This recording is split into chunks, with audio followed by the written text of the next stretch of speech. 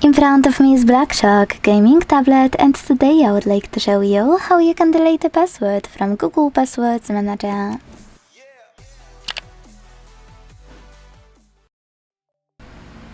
First of all, go into Settings and scroll to click on this section called Passwords, Passkeys and Accounts.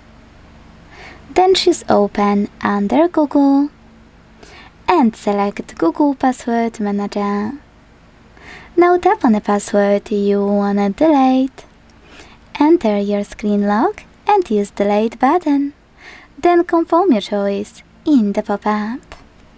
Thanks so much for watching. If you enjoyed this video, leave a like, comment and subscribe.